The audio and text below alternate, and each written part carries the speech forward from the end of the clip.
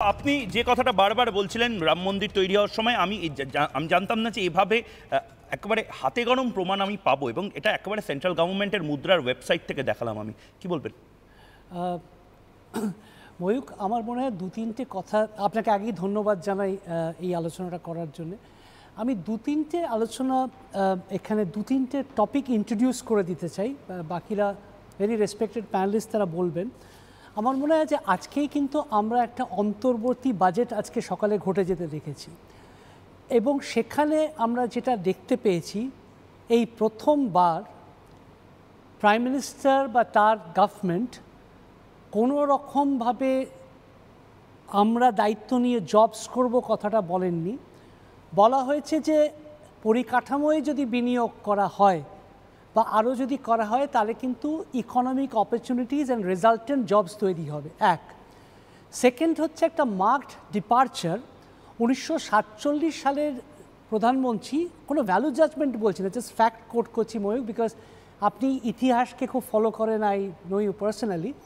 তো সেখানে যখন বলা হয়েছিল যে সরকারি দায়িত্ব নেবে বা তার পরের যখন প্ল্যানিং কমিশনে প্রথম প্ল্যানিং এবং সেকেন্ড 5 ইয়ার প্ল্যান 1956 to 61-এর সময়, তখন যে স্টিল প্ল্যান্টগুলো তৈরি হয়েছিল তাদেরকেই কমান্ডিং হাইটস অফ ইকোনমি বোঝানো হয়েছিল। এবং তখন প্রত্যেক মানুষ ভারতবর্ষে যেটা জন্মেছেন তারা একটা এনটাইটলমেন্টে বিশ্বাস করছেন। এই যে সরকারটা এখন কেন্দ্রে চলে সেটা কিন্তু একটা marked departure from entitlement to empowerment, মানে সশক্তিকরণ।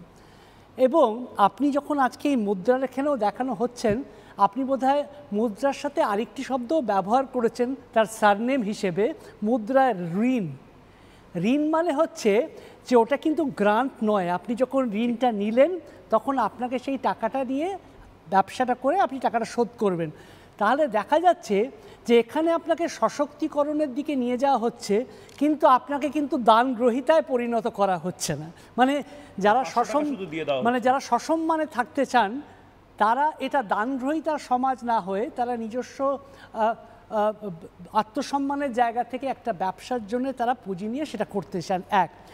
দুই হচ্ছে আজকে আপনি যে উদাহরণগুলো চলেন, আমি এখানে রাম মন্দিরের আগেও আপনি খুব সুন্দরভাবে করেছেন, আপনি আসার পরে বা যাওয়ার আগেও আমরা সেই রূপায় রাজ্য বলেছি, এবং শুধুমাত্র যারা ওখানে বসে থেকেছে না, সংগঠিত এবং অসংগঠিত দুটো ক্ষেত্রেই আমরা আলোচনা করেছি।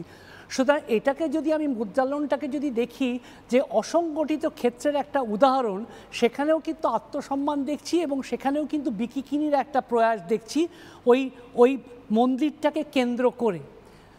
সিমিলারলি উত্তরপ্রদেশেও যখন দেখা যাচ্ছে ফর্মাল সেক্টর, সেখানে হোটেল থেকে শুরু করে, ট্যুরিজম থেকে শুরু করে, ট্রান্সপোর্ট অপারেটর থেকে শুরু করে একটা ম্যাক্সিমাম জায়গা তৈরি হচ্ছে। এবং অযোধ্যা আজকে পথ দেখিয়েছে, এবং অযোধ্যাকে সামনে রেখে 6টা জায়গা আমি আবার আপনাকে এখানে বলে যেতে চাইছি। প্রথমে হচ্ছে পুরী, তারপরে হচ্ছে অমৃতসর মানে গোল্ডেন টেম্পল, থার্ড হচ্ছে কাশী, তারপরে হচ্ছে দ্বারকা, তারপরে হচ্ছে তিরুপতি, এবং তারপরে হচ্ছে Madurai. They are following the same model. এবং উত্তরপ্রদেশের মুখ্যমন্ত্রী কেন ফলো করতে পারবে না? কেন ফলো করতে পারবে না? মানে বাংলার যারা, আমি আবারও বলছি, মন্দিরের বাইরে যারা বসে এই ব্যবসাগুলো করছেন, ছোট ছোট ব্যবসা। আপনি প্রশ্নটা খুব সুন্দর করেছেন। প্রথম কথাটা হচ্ছে যে আমি যদি কোনো রকমভাবে তারা পর্যটনটা, এটা যে একটা পর্যটনের কোনো কেন্দ্র হয়ে উঠতে পারে, এটাকে আমরা এখনও একটা ধর্মীয় স্ট্রাকচার হিসেবে দেখছি। আমরা কিছুতেই এটা একটা পর্যটন যে কতভাবে এটাকে কেন্দ্র করে। এবং হিন্দিতে একটা কথা আছে, হিন্দিতেই আপনার পারমিশন নিয়ে বলতে চাই, এখানে রাম কিন্তু একজন উৎসব মূর্তি। এবং যারা হিন্দিতে এবং উত্তর ভারতে একটা কথা বলেন, রাম খড়ে হ্যাঁ আপনি জায়গা, দাম করে সব কাম। মানে রাম কিন্তু নিজের জায়গায় অবস্থান করছে, রামকে কেন্দ্র করে কিন্তু একটা বিকিকিনি চলছে। তাহলে যতক্ষণ আমরা এই সেন্ট্রাল ক্যারেক্টারগুলোকে বুঝতে পারবো না, পশ্চিমবঙ্গ যদি সেই জায়গায় না বুঝতে পারে, পশ্চিমবঙ্গ নির্বাচনে জিততে পারে, বাট কিন্তু অর্থনৈতিক এই জায়গাটাতে ওরা কিন্তু ভীষণভাবে মিস করে যাচ্ছেন। এবং ওরা যোগীকে বিজেপির মুখ্যমন্ত্রী হিসেবে দেখছেন, আর আমি তাকে একটা আর্কিটেক্ট অফ ইকোনমিক রিভাইভাল হিসেবে দেখতে পাচ্ছি। আর আমি দেখতে পাচ্ছি যে একটি প্রধান ভীষণ বড় দলের একজন খুব বিরাট বড় দায়িত্বপ্রাপ্ত নেতা তারা এমন একটা জিনিস বলছেন যে কেউ যদি অন্যায় করেন, আইন যদি তার নিজস্ব পদক্ষেপ নেন, তখনই তারা বারবারই বলছেন এই ভারতবর্ষে গণতন্ত্র নেই।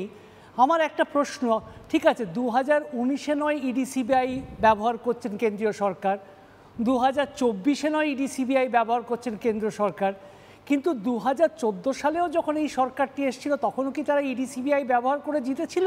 এই প্রশ্নটা আমি রাখলাম মানুষের কাছে। আমাদের একটা প্রশ্ন আছে, ঠিক আছে কেন্দ্র সরকার ইডি সিবিআই সব কিছু করছে, কিন্তু এই যে কয়েক হাজার মিথ্যে গাঁজা কেস ভারতীয় জনতা পার্টির কর্মীদের উপরে দেওয়া হয়েছে, কয়েক শত বিজেপি কর্মীরা ঘর ছাড়া, তাদের পশ্চিমবঙ্গ পুলিশ, কলকাতা পুলিশ তাদের মানে কি বলবো অপশব্দ মুখে চলে আসে, এরকমভাবে হানা করছে। আমাদের কর্মীদের উপরে যে মিথ্যে কেসগুলো দেওয়া হচ্ছে, আমাদের কর্মীদের যে সব জেলে পুরে দেওয়া হচ্ছে, আমাদের কর্মীদের যে মিটিং মিছিল, কোনো গণতন্ত্র কিচ্ছু, কোনো অধিকার আমরা ব্যবহার করতে পারছি না।